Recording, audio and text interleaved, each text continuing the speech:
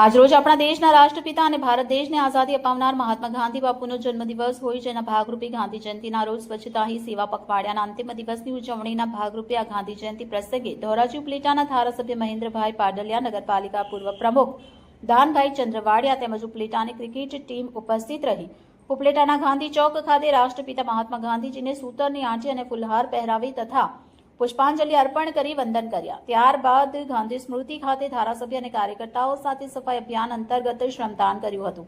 આ પ્રસંગે ભાજપના ધારાસભ્ય, ભાજપ પ્રમુખ, મહામંત્રીઓ, વરિષ્ઠ આગેવાન અને પૂર્વ નગરસેવક કાર્યકર્તાઓ ઉપસ્થિત રહ્યા હતા। ઉપલેટા નગરપાલિકા પૂર્વ પ્રમુખ આજ રોજ ગાંધી જયંતિ નિમિત્તે ઉપલેટાના અમારી ક્રિકેટ ટીમ આજે ગાંધી ચોકમાં ગાંધી બાપાનું સ્ટેચ્યુને હાર તોડા કરવા માટે આવેલા છે।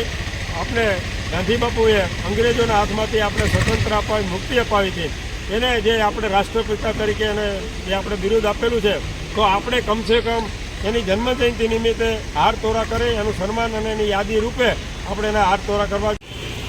આજરોજ પરમ પૂજ્ય મહાત્મા ગાંધીજીની જન્મ જયંતિ નિમિત્તે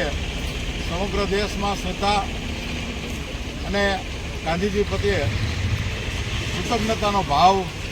સર્વ ઠેકાણે વ્યક્ત થઈ રહ્યો છે। એના ભાગરૂપે આજરોજ નરેન્દ્ર મોદી સાહેબ દેશના યશસ્વી વડાપ્રધાનના જન્મદિવસથી આજ સુધી જે 15 દિવસની પખવાડિયાનો કાર્યક્રમ આપ્યો હતો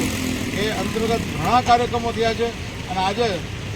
સ્વચ્છતા હી સેવાનો આજે અંતિમ દિવસ છે અને મહાત્મા ગાંધીજીને સ્વચ્છતા સાથે ગાંધીજીને શ્રદ્ધાંજલિના જે કંઈ ભાવ વ્યક્ત કરવાનો આજે અવસર પ્રાપ્ત થયો છે અને આજે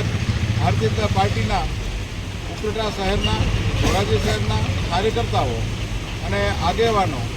અને જનપ્રતિનિધિઓ ગાંધીજીને શ્રદ્ધાંજલિ પાઠવવા માટે